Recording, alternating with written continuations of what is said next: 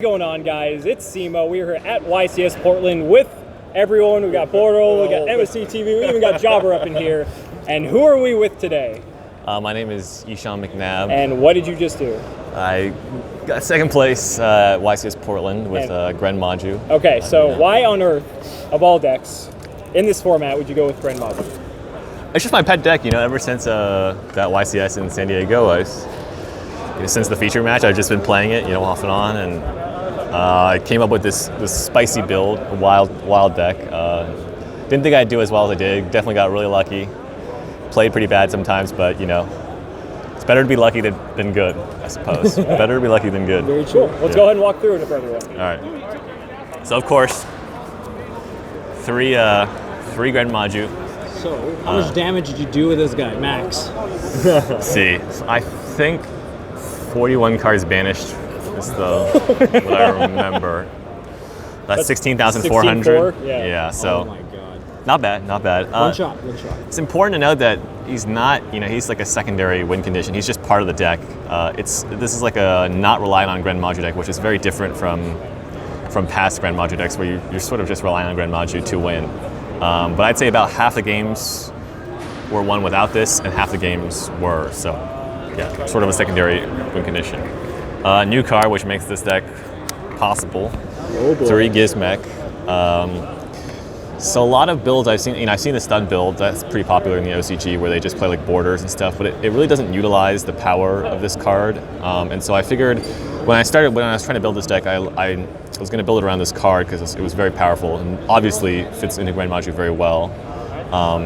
And so I wanted to use the rank 8 capability because it's level 8, right? I didn't want to just summon it, as a beater because I didn't think that was good enough. And so I wanted a strategy to sort of help this card. So it's sort of a rank 8 style deck. And so what I do is I also play 3 of the Thunderbird and 3 Bigfoot. When I was building this deck, I just went on Dueling Book, selected level 8, and just scrolled through all the cards. But it turns out these guys are still the best level 8s to summon. I always blind second with this deck, and so even if they, hit it, you can still pop a card usually.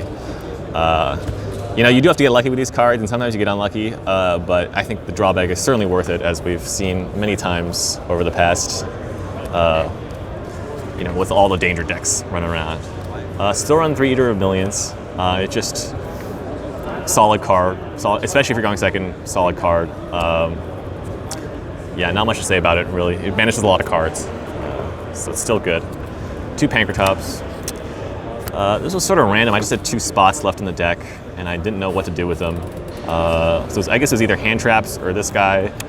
I'm not a fan of hand traps in this deck. Actually, maybe I should run more hand traps. I'm not sure about that. Maybe this should be a Phantasme, no idea, but it's sort of it's never bad going second, so solid card.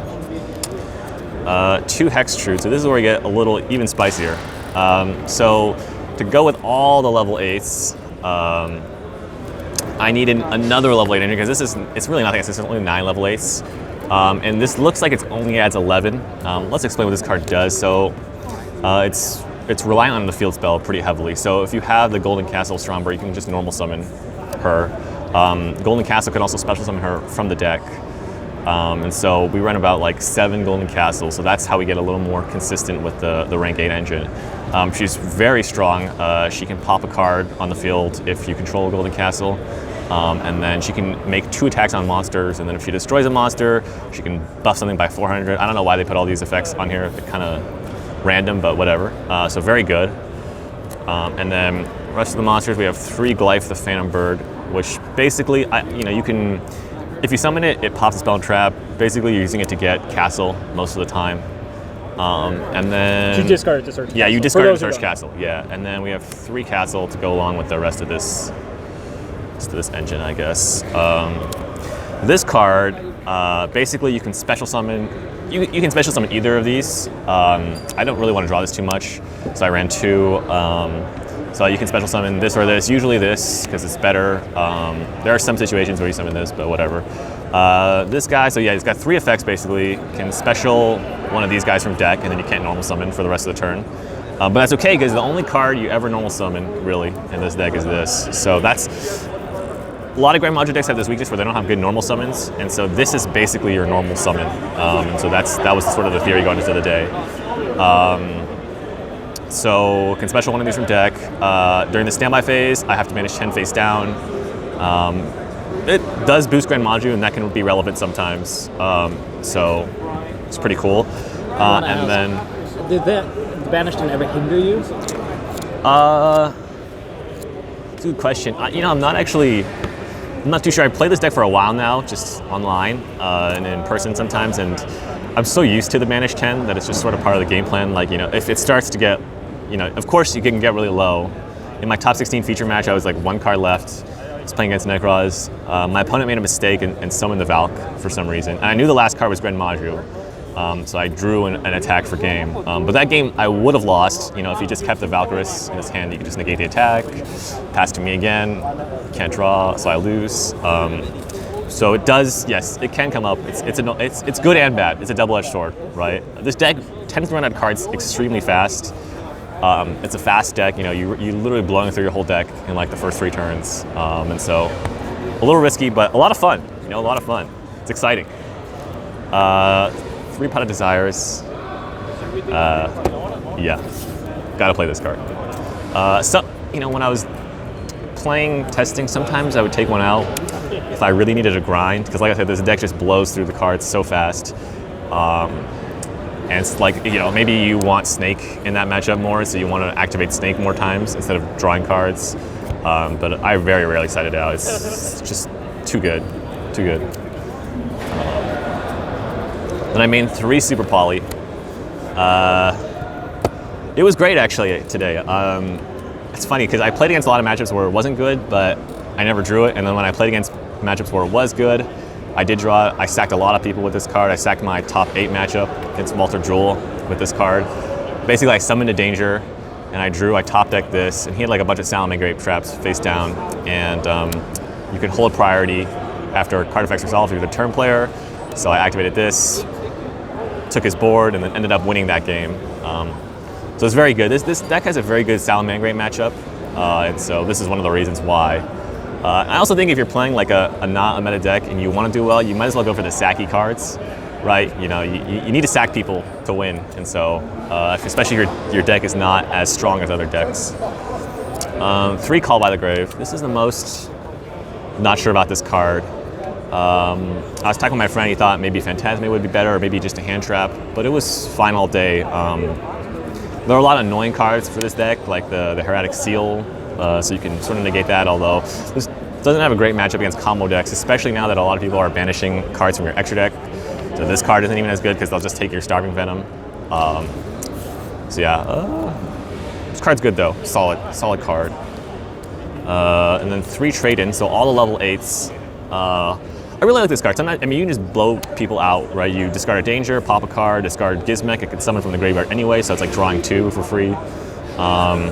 Against my Necroz opponent, he summoned. Maybe I don't remember what happened in that game. Sorry, whatever.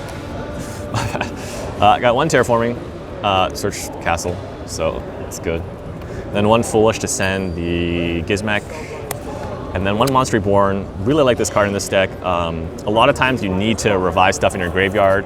It's like I was worried, if I have a Danger and a Gren Maju, if I discard the Gren Maju, then maybe I'll, this is like a 4th Gren Maju. And there are a lot of good rank 8s to revive. Yeah, so that's the main deck. Any questions? Any questions on the main deck? Just 40? Just 40, yeah. Cool. It's a little risky because you blow through your deck so fast, but gotta draw Gren Maju, right? So. See what else you got. All right, extra deck, a bunch of rank 8s. So these, no one ever summons this by overlaying 2 rank 8s except me. Turns out, yeah, it says 2 level 8 monsters on there. Wow. It's generic. It's generic, yeah. I just like, I was like, oh, this card's pretty good. And the protection effect is bonkers, I think. Really makes this card incredible, especially if you have 2 materials and it's not once per turn. So there are a lot of like, I need to protect a floodgate. It's not once per turn, you just detach, whatever, yeah. 1 Hope Harbinger. Only use this in my last 2 matchups against Striker. This deck has a pretty bad Striker matchup. And so he does work, but wasn't good enough in the finals. 1 One number 68 Sanafod, the Sky Prison. I summon this guy a lot today. Sometimes you're not summoning him at all, sometimes you're summoning him a lot. Put like 3 Salamangrates. Basically what you can do is you can detach your material, and then neither player can special summon from the graveyard, which just, I mean, it just hurts Salamangrate a lot. And it's just it's a very solid card. Summon him a lot today. I played against Infernoid round 1. Thank God, because Layer of Darkness is very hard for this deck to deal with, but if you can get this guy out against Infernoid, they have a hard time winning because they can't summon from grave. Then Zombie Stein, 2 level 8 darks. I summoned him once, okay, maybe the weakest rank 8 out of all of them. Just the fact that he sort of has to pitch a card to negate something and changes himself to defense. Luckily with Castle, that's not a huge problem. Oh, did I not tell? Oh my God, so sorry. This thing has a last effect where if you attack, if your opponent attacks you, you just blow up their monster, not once per turn.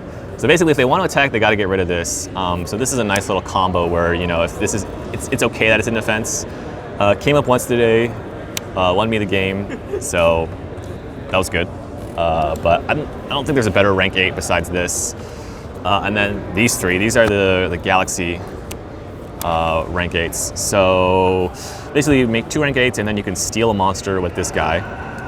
So these are pretty good against like Thunder Dragon or in a simplified game state. So like I won a game, but I lost the match against Pendulums round 1. So basically, you know, you summon this, you take a monster. Usually you take their monster, and then you can overlay into, I think it's this guy level 8. Yeah, this guy. So this guy just goes stacks right on top of him, detach a card to pop a face-up card of my opponent controls, I believe. Yeah, face-up card of my opponent controls.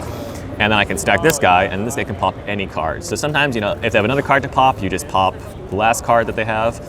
If for some reason, like in the Thunder Dragon matchups, you know, they have Colossus, I don't want the Colossus to return during the end phase, but I also don't want to make a Link 2, because I think that's, you know, maybe it's a little weak. I'd rather have the huge beater. So you can just detach and pop the monster that you stole. That way it doesn't go back to them during the end phase.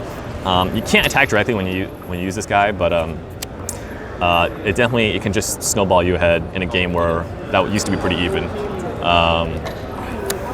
And then for the only 2 Link monsters I summoned today, Barricade Board Blocker and Nightmare Phoenix. So this card is just great in Gren Maju. It's going to be here for a long time in these kind of decks, where you just clear out the last background that they have and then attack for game. Barricade Board Blocker is a little more interesting. It protects your Golden Castle. So like this is like these 2 out, they can't attack this because this will kill something. And then if they can't kill this because this protects it. And so I won a game today because of this.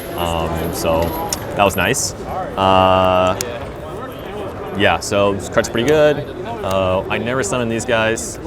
Definitely should play these 2. I was thinking about playing the BLS Link. There are a lot of level 8s or higher in this deck, and the card's pretty good. So I just didn't really have time to get it for the tournament, so I didn't play it. This card I use sometimes, almost never. Sometimes you go with the rank 8 plays, you make like a Link 2, like either this or Phoenix, and then you want to make another rank 8 because your hand's very good. I'm not sure if this card's necessary. Just got banished by Eater a lot today, all that stuff. And then the last 3, all super poly targets. Murdragon, summoned him once against the Necroz player. Chimera, I was thinking about playing Dixplur Chimera, which is like the 2 Cybers super poly target. But I figured no one was going to play like Murncess or something. And this guy's also level 8, which is extremely relevant because, you know, a lot of times you just blow your Salamangreat player opponent out, summon this guy, summon another level 8, attack, make Sanafod, and you know they're toast from there usually. This guy came up, clutch 2. You can use your own monsters. It helps sometimes to go for game, so don't want to forget that. Notice no extravagance in a Gren Maju deck, which is pretty. I really was uncomfortable with that because extravagance is such a powerful card, but you really just cannot play extravagance in this deck because all your dangers draw. You have trade-in, Pot of Desires, and then you also. The extra deck really does matter in this deck, and so you can't really afford to play extravagance. But that's not saying that extravagance Gren Maju decks are bad. They're probably very good as well. I just wanted to try this out today. Side deck, let's see. This is the best card in the side deck by far. There can be only one. I played like 3 Salamangrates today, and so this card just is lights out. if you notice, so we go through the monsters again. They're almost all different. Fiend, Machine, Winged Beast, Beast. This is also a Fiend, unfortunately. And then Dinosaur, and then Hextrude is a spellcaster, and then Glyph is also a Winged Beast. But yeah, so this card is very good. Honestly, I wish I played more Floodgates, because I think those are just the, you're just trying to cheese wins, right? And so, maybe more Floodgates would have been better. Not sure, but some Spell and Trap removal. 2 of this. I didn't play 3 of this because I was also playing Gamma, which I saw like once today, unfortunately. Maybe just more hand traps. Maybe you could play like 6 hand traps. I just want to play a hand trap that couldn't get called by the Graved. That's basically, if you're not gonna play that many hand traps, you should play ones that won't get called by the Graved, because yeah. So these were like okay. This helped against Striker in my top 4 match, and these were solid. And I wish I drew this more. And then my last card in the side deck was 3 Eradicator. Never resolved it once, unfortunately. I only brought it in against Striker. I brought it in once, but it was a mistake. I shouldn't have brought it in. And I just never drew it against Striker, so whatever. I brought it against Necroz once, but I never got the chance to activate it. I'd probably just play Gozen match instead of this card. Striker matchup's pretty bad. I gotta think. I'm gonna have to go and think about how to deal with that matchup, because it's pretty tough. But yeah, that's it. That's the deck. Awesome. Final shout-outs? Yes, I have a few shout-outs. We're running a Yuga club at my school, Yuga club at UCI. So if you guys are, maybe if anyone's planning to go to that school, make sure to check us out. We have a YouTube channel, which is Yu-Gi-Oh! At UCI. We post videos. Whoever in the club just posts some random videos, so it's pretty interesting. My girlfriend, she's sad that we have to drive back. Probably could have left like 5 hours ago if I just lost in top 32, but can't do that. And then of course to everyone in the club, and yeah, that's basically it. Thanks to everyone that I've been playing. Moved down here moved to Cupertino for an internship. I've been playing with some people at Channel Fireball, which is doing some Yuga tournaments, and so thanks to them as well. Yeah, that's about it. Awesome. Congrats, man. Thank you. Yeah, thanks so much. Appreciate it.